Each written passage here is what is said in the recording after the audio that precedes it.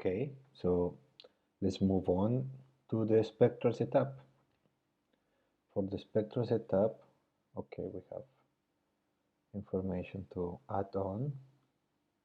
Let's take a look at this visualizator. It will show up here on the top, the frequency bands of ALMA. Okay.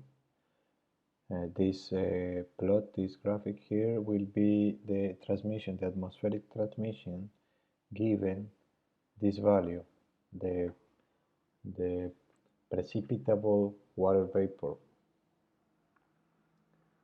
You can either go automatic on it, or if you want to have your observations in really very good weather, then you have to go and pick the first octile.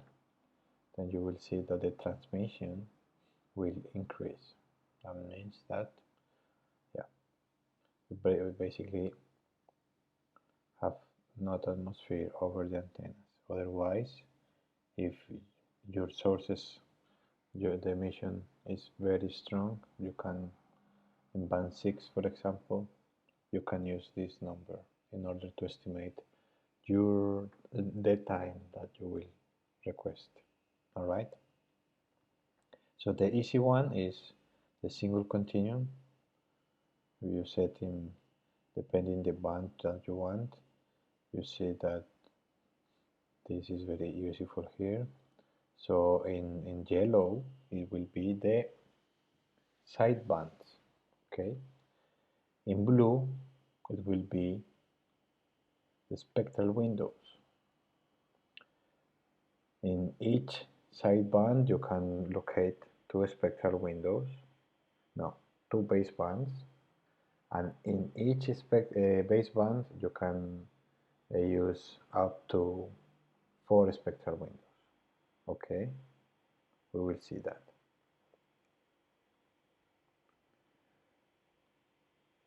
For continuum, so you have the frequency of the local oscillator is this yellow line here, and you can change that band from here. In band 4, you want to observe not the middle of the band, but the upper side of the band. So you move this accordingly, wherever you want to go. Okay. So it moved a little bit up in frequency. Remember, for polarization, it is very important. If you are going to go for full polarization mode, there is all the 4 correlations. Okay, the dual. So, but the full one, full polarization mode, only will get you observations between band 3 and band 7. In dual, though, you change to dual, you can do observations of continuum up to band 10. Okay, remember that if you want to observe continuum, or if you want to observe dust, you don't want to observe line emission, you go for this mode. This is the bandwidth, and this is the spectral resolution that you are going to obtain. Okay, notice that it is different for each baseband. These are the 4 basebands, and these are the spectral windows. Okay, so here, fraction, when we are setting up the spectral line, you will see that we can change, and we can, this fraction can be up to 4 spectral windows. Okay, the central frequency,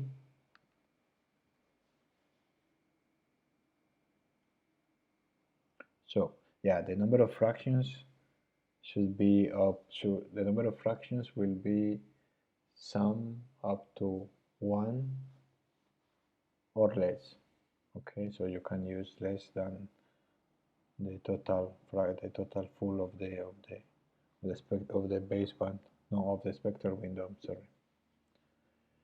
The center frequency is the center sky frequency of the currently selected field setup. Okay, so in this case of this source, and that frequency is corrected by the velocity, by the source velocity. Okay, this one, and that information is taken from the information that you input, or that we resolve from Simbad. Okay. The transition, we are observing single continuum or dust basically, so we are not observing transitions here. So as I said already, the bandwidth and the resolution of our setup is 1.8 GHz with a spectral resolution of 30 MHz, or the Q equivalent in each spectral window in velocity. Notice that change a little bit. Okay, and the representative frequency. Okay, so spectral average, you will see that on the spectral line setup, and the representative window is this parameter, this number, together with the sensitivity that you request, will be the drivers of the time estimation.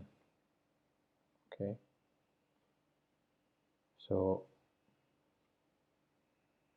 the time that you are going to request is going to be calculated or estimated based on the representative window that you choose here. So, and you need to choose accordingly to your tuning. Okay, which one of them? Look that some of them, although all of them have the same bandwidth in frequency in kilometers per second, look that the coverage is a little bit different. Okay, so better to have more broader bandwidth in order to estimate noise. Okay, so let's change our mind. Let's go for, okay, no, I want to go for a spectral line, because I know that if I set spectral line observations, there is also one of the correlator setups that allow me, the correlator modes that will allow me to also have a very wide or very low spectral resolution, and then I can observe spectral line and dust continuum at the same time with the same setup. Okay, so which line do I want to observe? I want to observe CO. In that source very ionized? Yes. Let's go for it. So, alright. I'm sorry. So I want to observe CO in band 6. If I know the frequency, the frequency of the transition I want to go for, I just include it here manually. Okay, I think it's this one, CO221. I don't remember. So you include one name, be original here, 12CO, 12CO, and here you select the correlator mode, which is basically the bandwidth and the spectral resolution you want to have. So in bold is the lowest spectral resolution you can achieve, and this is the correlator mode that will allow you to mimic continuum observations. Okay, but I can cover the same bandwidth with a much better spectral resolution, and this will allow me to detect these lines that I want to study, and I want to observe the kinematics of the gas around these jets. So this spectral the lowest the spectral resolution, the better. But I don't want to also to lose too much bandwidth, so I will go for this one. Okay. And in the baseband number 2, so look here, it will pick up the name that we include here. And here, for example, I want to, instead of including manually, I want to include another line. Let's see if there is something around. Perhaps this one. So in order to include lines from here, you need to click on the cell here and add to this table here. Otherwise, it won't work. Or you double click. Okay, in that case it works. So here you say, yeah, I want to include this one. It says okay, but then the correlator won't work.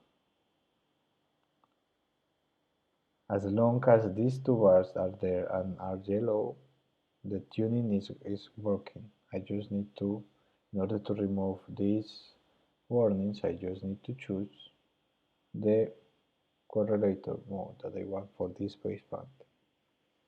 Okay, so in this case I want also to go for broadest bandwidth that I can get with a very good spectral resolution after spectral averaging. You can change the averaging anytime here also. This is hand smoothing. Okay, if you choose one for instance, and instead of only one baseband you include 4, then you are going to have troubles or issues with the data rate dumping. Okay, so better not to go for that, and better to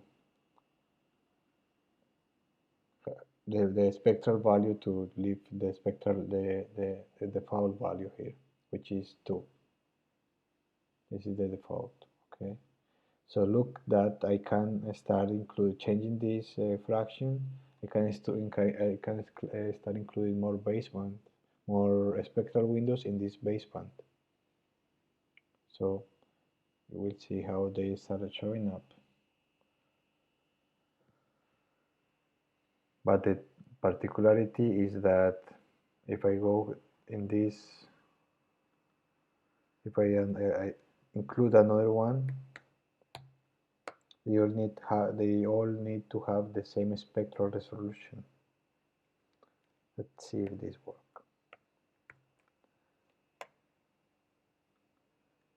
I will enter the name, some Conti.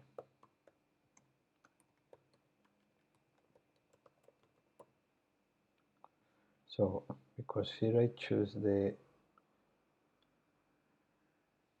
widest band that I can,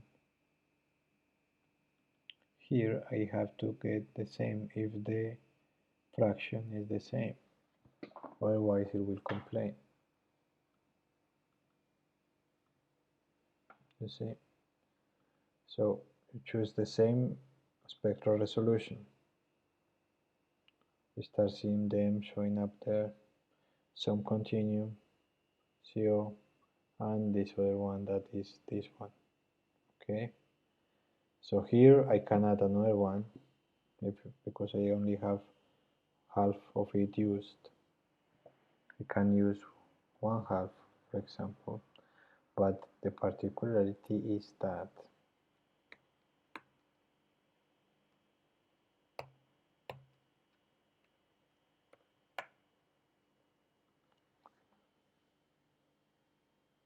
adding them, the resolution should be, let me see, okay, seems that it's too far away in frequency. I am pushing too much. Let's see.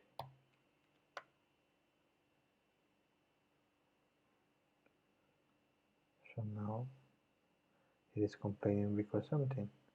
Got this exceeds tarara, tarara, tarara. I look for the same spectral resolution that is here, and it is okay.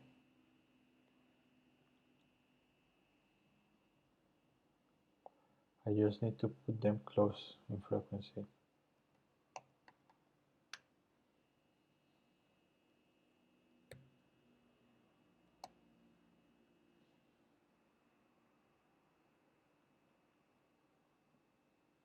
And then you see how the coverage starts seeing. This doesn't make much sense. This is not efficient at all. I'm just showing you how to include things, right? Okay. This will be continue to.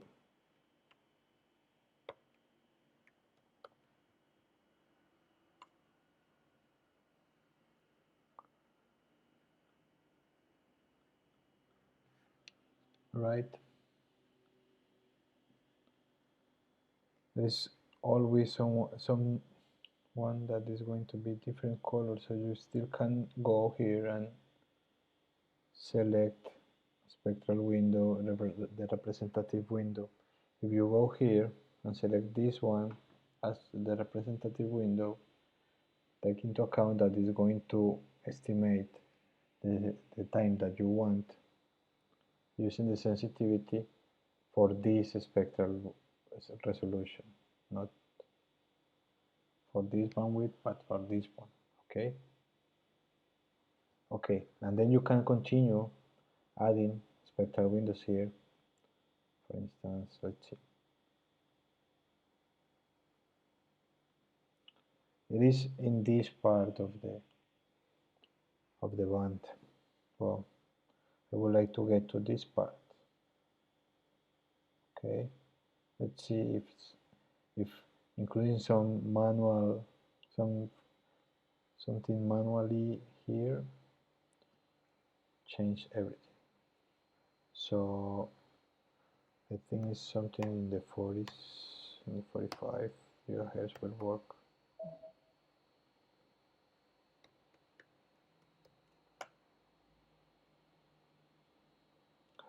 It worked. I sound surprised, but it's just for matter of dramatic. Okay, so you can put another name here, the upper one, and in here one, and this one I want to go for some continuum, right?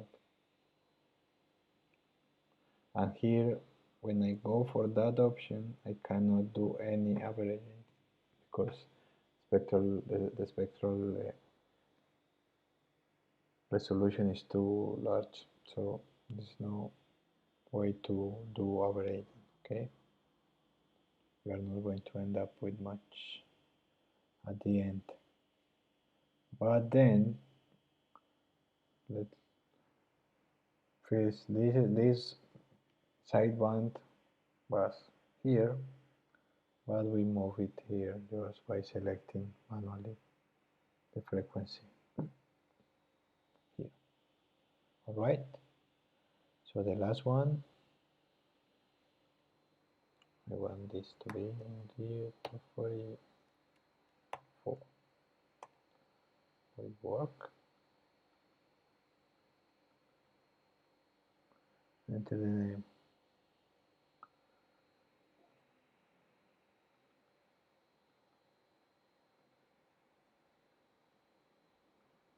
Let's do this. So this is our spectral setup. This is the way that you use this tool. This is the way that you play with it, okay? And the info, you can always, if it is not clear what is the info that you need to include there, go for the question mark. I hope it wasn't too tedious. Okay, we still need to go for the calibration, which is not much. Let's go now. Do we want to the system calibration defined? Recommended, but I would recommend it also. Okay. This will be in the case of solar observations, for instance.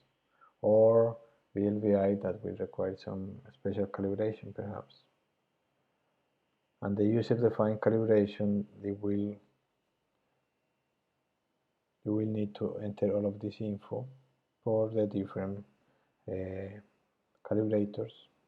This could be for example, target of opportunity proposals.